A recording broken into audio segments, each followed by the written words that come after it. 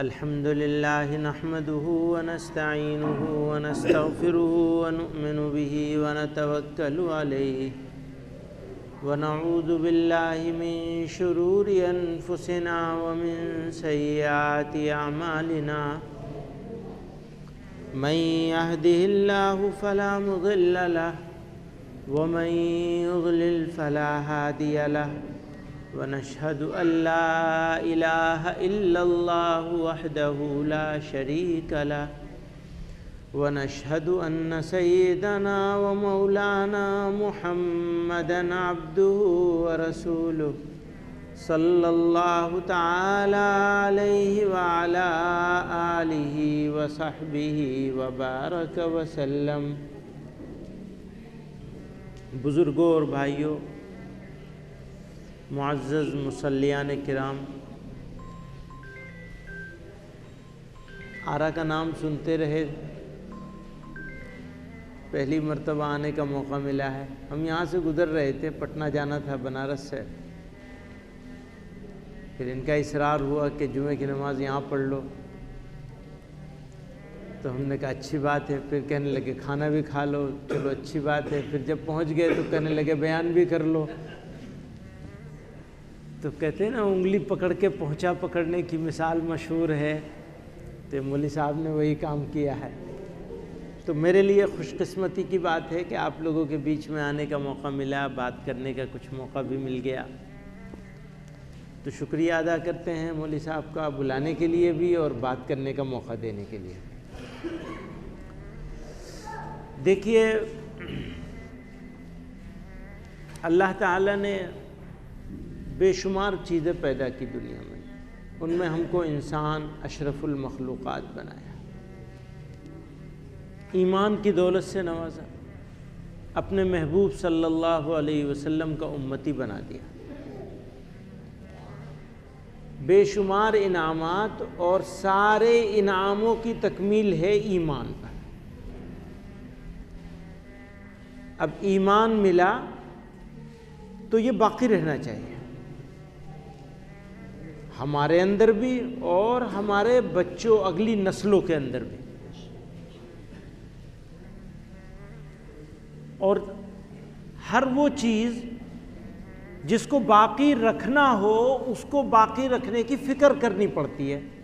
अगर आपका बिजनेस है और बिजनेस को बाकी रखना है तो उसकी फ़िक्र करनी पड़ेगी। अगर आपका घर है, घर को बाकी रखना है तो उसकी कुछ कुछ फ़िक्र करनी पड़ेगी। अगर आप नौकरी करते हैं, नौकरी को बाकी रखनी है तो उसकी फ़िक्र करनी पड़ेगी। अगर आपको ज़िंदगी दी अल्लाह ने तो इस ज़िंदगी को बाकी रखना है तो बाकी रखने की फ़िक्र करनी पड़ेगी। रोज़ाना खाना खाना पड़ेगा, बीमार होंगे तो इलाज कराना पड़ेगा, टाइम पे सोना पड़ेगा, टाइम पे उठना पड़ेगा, काम करना पड़ेगा। तो जितनी नेमतें मिली हैं हमको, उन सारी नेमतों को बाकी रखने के लिए कुछ ना कुछ कोशिश करनी पड़ती है। ईमान को भी बाकी रखने के लिए कुछ ना कुछ कोशिश करनी पड़ेगी। वो क्या है? अगर ईमान मिला है और हमें उसे बाकी रखना है तो हमें क्या कोशिश करनी है? अगर बाकी नहीं रहे तो बुजुर्गों ने कहा ईमान मिला पर फ़ायदा तभी होगा जब मौत भी ईमान पर आ जाए। इसीलिए दुआ करते हैं। हमारे हजरत से किसी ने पूछा आपकी ज़िंदगी की सबसे बड़ी तमन्ना क्या है? हजरत ने फरमाया मरते वक्त ईमान पर चला जाऊं दुनिया से, ये सबसे बड़ी तमन्ना है। किसी की तमन्ना होती है बच्चों के लिए कारोबार खड़ा करें फिर मरें, किसी की कुछ तमन्ना, किसी की कुछ तमन्ना, लेकिन मोमिन की तमन्ना तो यही हो सकती है सबसे बड़ी कि ज़िंदगी ईमान पर मिली तो मौत भी ईमान पर आ जाए। तो क्या कोशिश करनी है कि जिससे यकीनी हो जाए कि अल्लाह ताला की मेहरबानी हो जाएगी और मौत ईमान पर आ जाएगी, ख़ात्मा ईमान पर हो जाएगा। तो नबी करीम सल्लल्लाहु अलैहि वसल्लम ने फरमाया जैसी ज़िंदगी वैसी मौत। यानी अच्छी जिंदगी होगी तो अच्छी मौत आएगी, इसकी मिसाल हमारे हजरत इस तरह दिया करते थे, फरमाते थे भाई ईमान तो गाछ की तरह है, पेड़ की तरह, पानी दोगे, खाद दोगे, नौलाई करोगे, गुड़ाई करोगे, उसका ध्यान रखोगे तो वो फल फूल देगी, और अगर छोड़ दोगे तो सूख जाएगा, या फल छोटे पड़ जाएंगे, कमजोर पड़ जाएंगे, फल आने बंद हो जाएंगे। और फरमाया अगर उसके अंदर तेजाब एसिड डाल दोगे तो यकीनी तौर पर वो सूख जाएगा। फरमाते थे गुनाह करना और करते रहना वो ऐसा है जैसे ईमान के पेड़ में एसिड डालना, तेजाब डालना। गुनाह होना गलत नहीं है, गुनाह करना और करते रहना गलत है। गुनाह का आदी हो जाना और दिल से गुनाह की बुराई को निकाल देना, ये बुरा है, ये ईमान के लिए खतरा है। मान लीजिए ईमान पर जिंदगी हुई और खुदा न खास्ता ईमान पर मौत न हुई तो क्या होगा? कोई नुकसान होगा या नहीं होगा?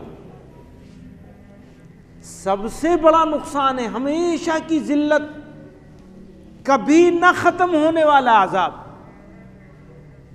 अगर ईमान पर मौत ना आए। तो ईमान को बचाना है और ईमान पर जिंदगी गुजारते हुए ईमान पर मर जाना है।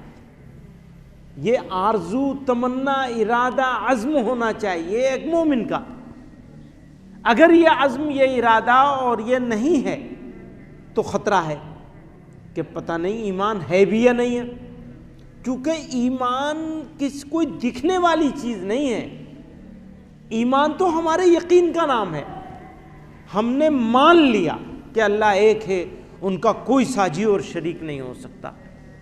हमने मान लिया कि अल्लाह के नबी सल्लल्लाहु अलैहि वसल्लम अल्लाह के बंदे और उसके रसूल हैं, आखिरी नबी हैं, आपके बाद कोई नबी नहीं आने वाला है। जो नबूवत का दावा करे वो झूठा है, कज़्ज़ाब है। आप आखिरी नबी हैं और आप अल्लाह के महबूब हैं।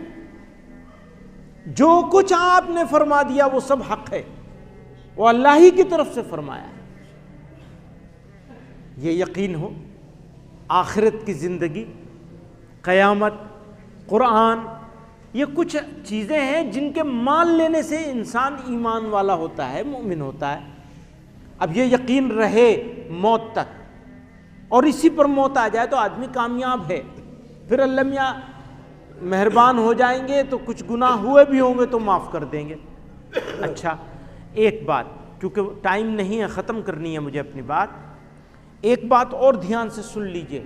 गुनाह होना बुरा नहीं है जैसा कि मैंने अर्ज़ किया, और गुनाह होने पर तौबा करने वाला आदमी गुनाह होने से पहले अल्लाह के नज़दीक जो हैसियत रखता था, गुनाह होने के बाद उसकी हैसियत गिर गई। लेकिन तौबा करता है तो जो हैसियत गुनाह से पहले थी अल्लाह ताला उससे ऊंची जगह पे बिठा देते हैं उसे। एक जगह नबी अलैहिस्सलाम ने फरमाया अत्ताइबु मिनज़ ज़म्बि कमन ला ज़म्ब ला, तौबा करने वाला ऐसा हो जाता है गोया कि उसने गुनाह किया ही नहीं, पाक साफ हो जाता है बिल्कुल। तो बुजुर्गों और दोस्तों, ईमान की कदर करना, ईमान की अहमियत को समझना, ये हमेशा का रिश्ता है। ये ज़िंदगी हमेशा की नहीं है, लेकिन वो हमेशा की है ज़िंदगी जो शुरू होगी मौत पर। और आदमी या जो जिस्म है ये इंसान नहीं है, इंसान तो रूह है जिसको इस जिस्म में से निकाल कर इस आलम से दूसरे आलम में मुंतकिल कर दिया जाएगा।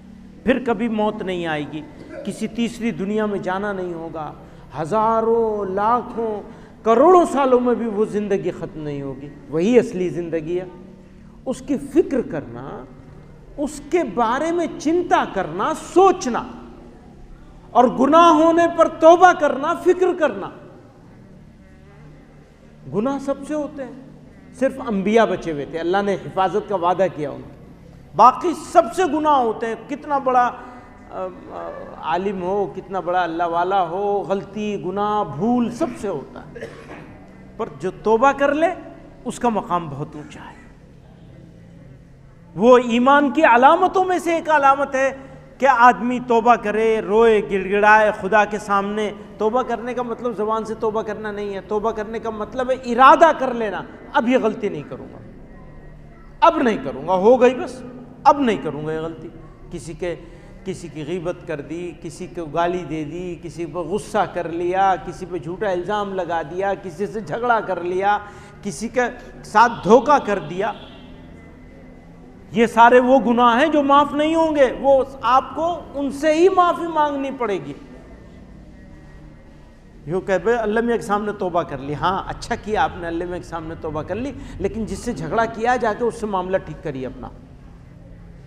जिसको गाली दी है उसके साथ माफ़ी तलाफ़ी कीजिए, जिसका पैसा मारा है उससे माफ़ी तलाफ़ी कीजिए, जिसके सामान में मिलावट करके सामान बेचा है उससे मामला ठीक कीजिए अपना। तो अल्लाह ताला से तौबा करना और बंदों से मामला ठीक करना, भाई बहनों से, रिश्तेदारों से, दोस्तों से, इनसे ठीक करना। अल्लाह ताला हमें आपको सबको ईमान की कदर करने की तौफ़ीक़ अता फ़रमाए, आखिरत की फ़िक्र अता फ़रमाए। उसने अपनी मेहरबानी से ईमान अता फ़रमाया, तो दुआ करिए कि अल्लाह ताला हम सबको अपनी मेहरबानी से ईमान पर ख़ात्मा का फ़ैसले फ़रमा दे। व आखिर दावाना अनिल हम्दुलिल्लाहि रब्बिल आलमीन।